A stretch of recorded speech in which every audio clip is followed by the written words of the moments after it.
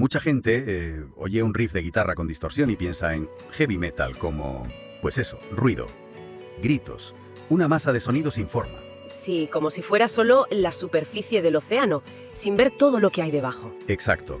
Y hoy vamos a desmontar ese estereotipo, porque el metal es una cultura entera, con su historia, sus mitos, sus guerras civiles. Nos vamos a sumergir de lleno en esa historia, sobre todo en su década más salvaje, los 80. Y para guiarnos tenemos un material muy interesante. Hay de todo, desde análisis más académicos a guías de iniciación. Y lo que se ve es una historia fascinante. De evolución musical, sí, pero también de rebelión y, curiosamente, de un éxito comercial masivo. Nuestra misión hoy es entender cómo un sonido que nace, en el hollín de las ciudades industriales de Inglaterra, acaba conquistando el mundo, llenando estadios desde Tokio hasta Río. Desde luego. Vamos a analizar esa gran guerra civil de los 80, el papel de la MTV, que lo cambió todo, y cómo esa estética de cuero y vaqueros sigue, de alguna forma, viva hoy. Es que lo que vamos a ver es casi un ecosistema musical. No eran solo escenas que existían a la vez, es que dialogaban entre ellas, competían, reaccionaban unas contra otras. Creando un árbol genealógico de subgéneros increíble. Justo. Un árbol a veces muy diverso y hasta contradictorio. Vale, pues vamos a desgranar esto. Para entender el metal, uno de los autores que hemos revisado, Andrew O'Neill, propone ir mucho más atrás de la guitarra eléctrica. Sí, es una idea muy interesante. Él lo conecta con algo primario, casi tribal, con la necesidad humana de crear ritmos potentes. Se remonta a los tambores de hace 40.000 años. Es que es una perspectiva que te aleja de la idea de que esto salió de la nada. Fue una confluencia de cosas. Por un lado tienes el blues, con toda esa carga emocional que viene de la experiencia afroamericana. Claro. Y por otro, la tecnología, la amplificación, la distorsión, la batería sonando como una pisonadora.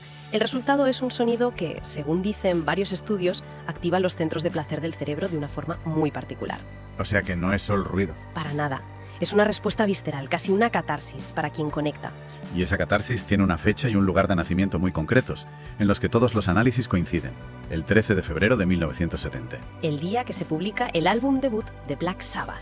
Exacto. Y para entender a Black Sabbath hay que entender de dónde venía. Absolutamente. No es ninguna casualidad que salieran de Birmingham, el corazón industrial de la Inglaterra de posguerra.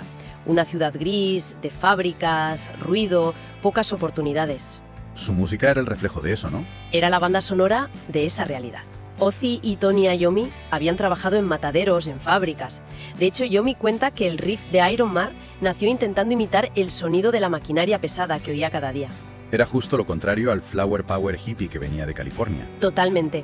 Era la cruda realidad hecha música. Así que tenemos esas raíces, oscuras y obreras con Black Sabbath. Pero el metal no se quedó ahí. La década siguiente, los 80, lo hizo explotar en 1000 pedazos. Y en el centro de esa explosión hay dos polos opuestos. Por un lado, en Los Ángeles, la cara más visible y comercial, el glam metal. Motley Crue, Poison, Bon Jovi. Esas bandas, la filosofía era el exceso. En todo. El sonido, la imagen, el estilo de vida. La estética era una locura. Pelos cardados que desafiaban la gravedad, maquillaje, spandex, cuero, leopardo. Puro espectáculo. Y ese espectáculo encontró un aliado que lo lanzó a otra dimensión. La MTV, claro, la MTV que nace en el 81. Pero aquí es donde me pregunto, ¿fue de verdad un aliado? ¿O fue más un pacto con el diablo?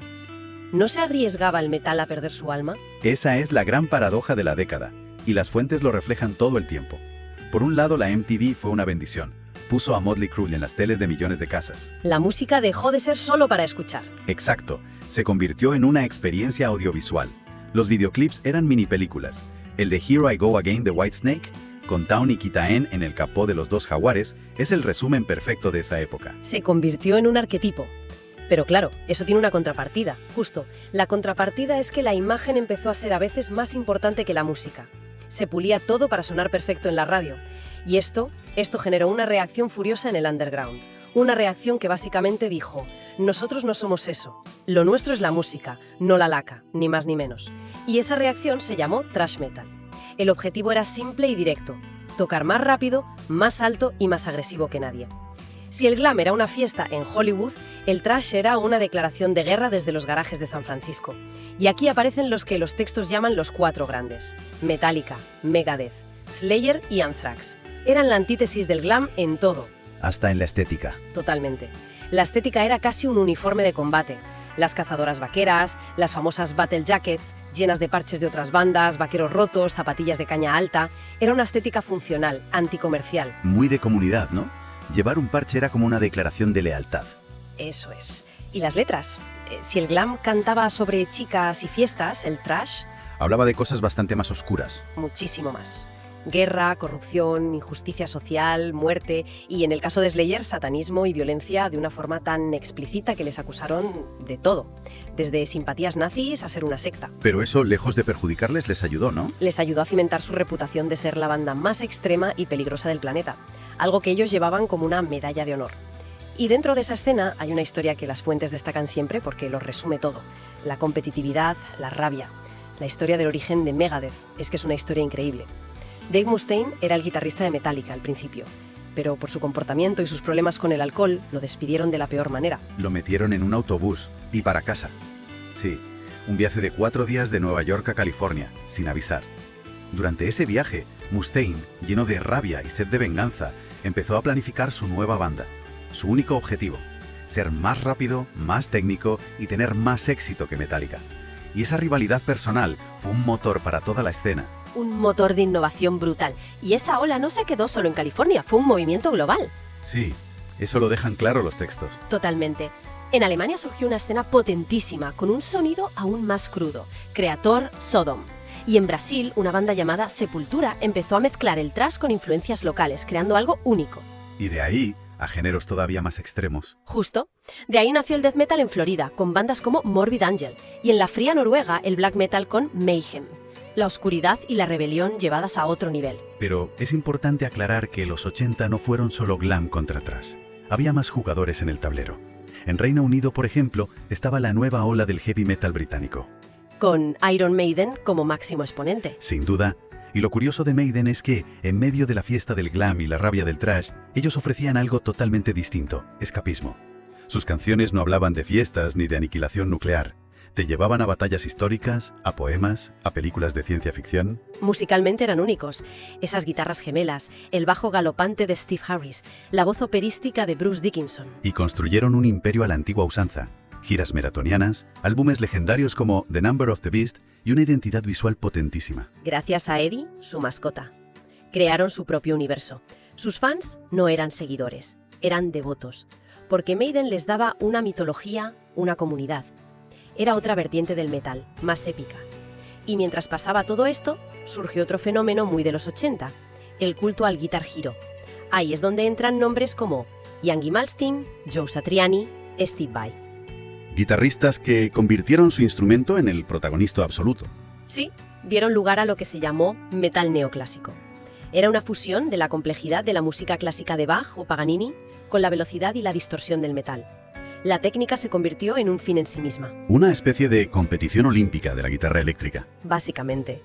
Pero en todo este universo tan diverso pero tan abrumadoramente masculino, ¿dónde estaban las mujeres? Las fuentes son bastante claras.